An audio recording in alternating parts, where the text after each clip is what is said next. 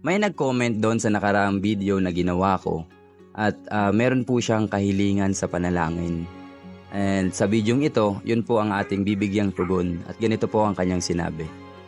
Humihingi ako ng prayer. Hirap ako makatulog sa gabi.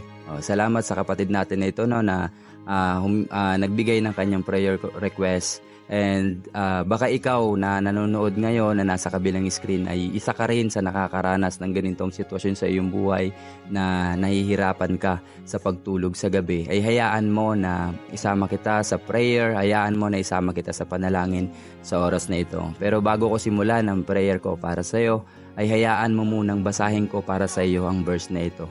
In Matthew chapter 11 verse 28.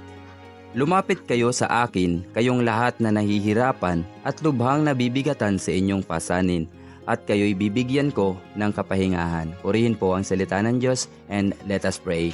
Father God in heaven, kami po ay lubos na nagpapasalamat, Panginoon, sa inyong kabutihan, sa inyong pagmamahal po, Panginoon, sa amin, especially po sa mga kapatid kong ito, Panginoon, na may kahilingan sa panalangin, Panginoon. Kami po ay sama-samang lumalapit sa inyo, Panginoon, at humihiling, Panginoon, ng peace, ng kapayapaan, Panginoon, ng katiwasayan sa kanilang mga buhay, Panginoon. Kami po ay lumalapit sa inyo, Panginoon, at hiling namin, Lord, na pagkalooban niyo po sila, Panginoon, ng kapayapaan na tanging sa iyo lamang, Panginoon, nagmumula.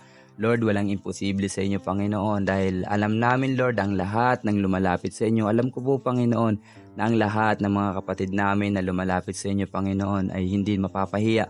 At alam namin, Lord, na ang lahat ng kanilang mga panalangin, Panginoon, especially ang kapayapaan na nagmumula sa iyo, Panginoon, ay maipaparanas mo po sa kapatid kong ito, Panginoon, na humihiling ng kapayapaan, ng peace, Panginoon, especially sa kanyang pagtulog, Panginoon, Lord. Kami po ay lubos na nagtitiwala at kami po, Panginoon, ay lubos na lumalapit sa inyo, Panginoon, at pagkalooban niyo sila, Lord, ng kapayapaan na sa iyo lamang po magmumula.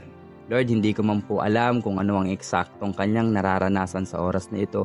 Kung siya man po ay nahihirapan, kung siya man po, Panginoon, ay nabibigatan sa kanyang pasanin sa oras na ito, Panginoon, ay nilalapit ko po siya, Panginoon, sa iyo, Panginoon, dahil alam ko, Panginoon, na ikaw lang ang tanging malalapitan, ikaw lang ang tanging makapagbibigay ng kapahingahan na nagmumula sa iyo, Panginoon. Gaya nga po ng iyong pangako sa iyong salita, Lord, na kung kami man ay nahihirapan, kung kami man ay may mga mabibigat na dalahin sa aming mga buhay, ay ipagkatiwala at ilapit namin ito sa iyo, Panginoon. Dahil ikaw ang magbibigay ng kapahingahang ito, Panginoon, para sa aking mga kapatid na humihiling, Lord, ng kapahingahan, ng kapayapaan sa oras na ito. Panginoon, kami po ay lubos na nagtitiwala sa iyo, Panginoon, at kami po ay lubos na nagpupuri. Kami po ay lubos na nagpapasalamat sa inyong dakilang pangalan dahil alam namin, Lord, na ang mga panalangin namin ito, Panginoon, ay inyo nang tinugon at lahat ng panalangin na aming ilalapit sa inyo ay inyong tutugunin, Panginoon. Kami po ay lubos na nagpupuri sa inyo at sa inyong dakilang pangalan sa oras na ito. Lord, salamat po sa oras na ito.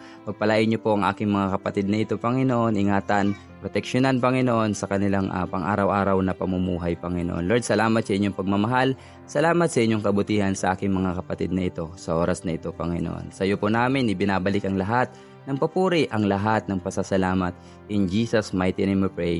Amen and amen and amen. So ayun, kapatid, no, ito yung paalala sa atin ng Panginoon sa oras na ito na sinabi niya sa kanyang salita na kung tayo man ay may mga nararanasang hirap o dumadaan sa hirap at meron man tayong mga pinagdadaanang mabibigat o mga mabibigat na pasanin sa ating buhay, ay ipagkatiwala at ilapit natin sa Kanya ito. Dahil ang Diyos ay tunay at tapat sa Kanyang mga salita at siya ang magbibigay sa atin ng kapahingahan. Especially sa iyo na nakakaranas ng ganyang hirap sa inyong sitwasyon ng iyong buhay, ay ilapit mo yan sa Panginoon, kapatid, dahil ang Diyos lang ang makapagbibigay ng kapahingahan na hinahanap mo.